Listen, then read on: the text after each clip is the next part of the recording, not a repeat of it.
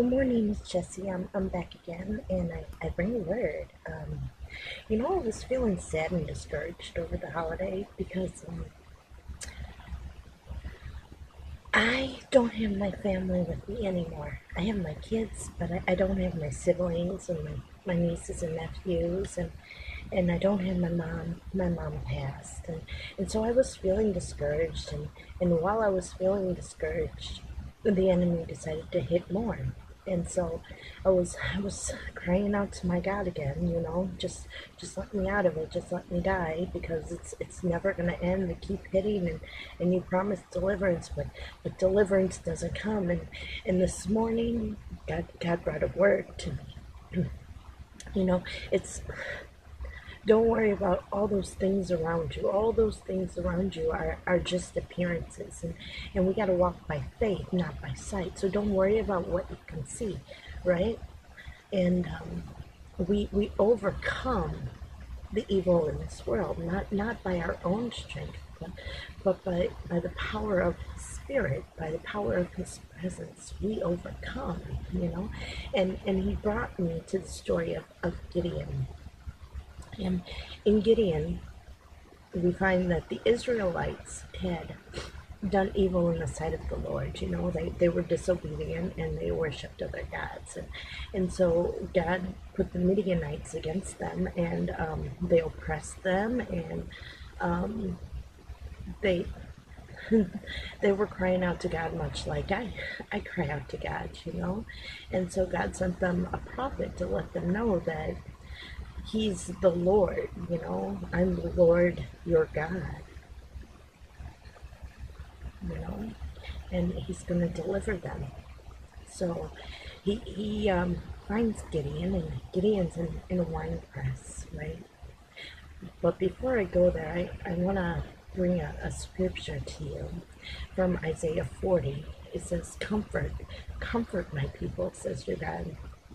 Speak tenderly to Jerusalem and proclaim to her that her hard service has been completed, that her sin has been paid for, that she has received from the Lord's hand double for all her sins. And in Isaiah 40, it goes on to talk about, how God will deliver her, how God will deliver Jerusalem.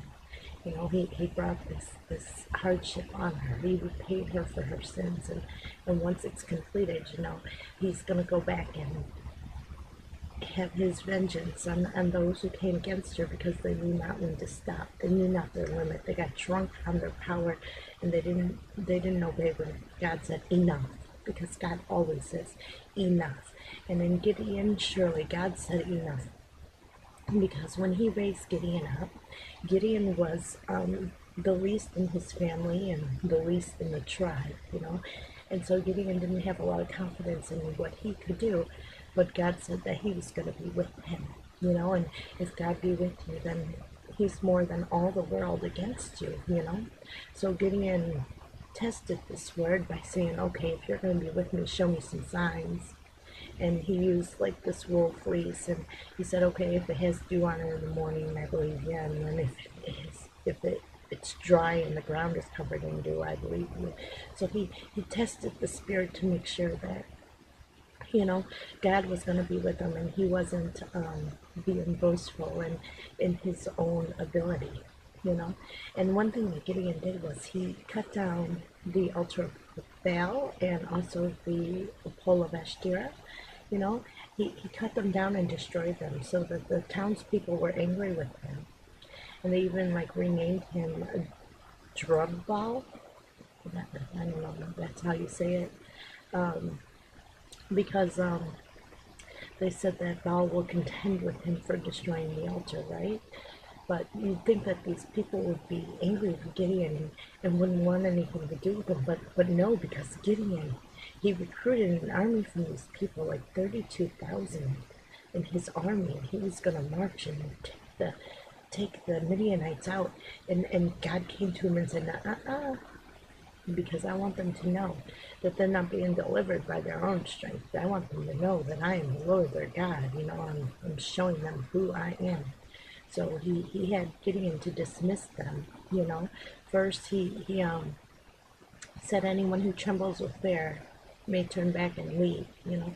So 22,000 men left, and then 10,000 remaining. You know, that's 32,000 men in his army he had. And God said that was still too many. So he had them, you know, drink water from a pond, and those who left picked up the water and left like a dog. Those were the ones that kept, and there was only 300 in the end. So God had Gideon to march with these 300 men. That's a very small army in comparison to the 32,000 that he started off with, right? But God had a strategy, and God always has a strategy. And you can count on God when it looks like there's no hope and all hope is gone. You can count on Him to show up, and He wants you to know, you know, that even though He brought you help, even though it looks like the help is leaving, it's okay, because He doesn't want you thinking that your help has were the ones delivering you, even though He brought the help to you, even though He gave Gideon that big army of 32,000. You know, He doesn't want you to think that that was the power that delivered you. No, He wants you to know that He is the God you serve, and you can look to Him and trust in Him, and know that He's that strong tower that you can run to, and there is no enemy in the world that can rise against you and overcome you, because you have a God. You know, so Gideon with these 300 men, he didn't even attack the army. All he did was blow trumpets and yell out and make noise. And then all of a sudden, God sent a spirit onto the enemy's camp, and they started cutting down themselves, and they started fleeing, you know. And so in this, Gideon was able to take their land, and he even like called out for more people to come down and possess the land, you know. So you gotta understand that the way that God works, you know, because it's it's not by power and not by might, but by His Spirit, and His Spirit can do all things. You know, there is nothing too hard for God. You know, so when you're looking at your enemy and you're looking at the size of them, and you're feeling intimidated, you know, I know I felt intimidated, and I know that I felt less intimidated when I saw the help that God brought to me, because you know, I was up against an army, and he brought me a small army of my own to defend me, mighty powerful warriors that I'm very thankful for.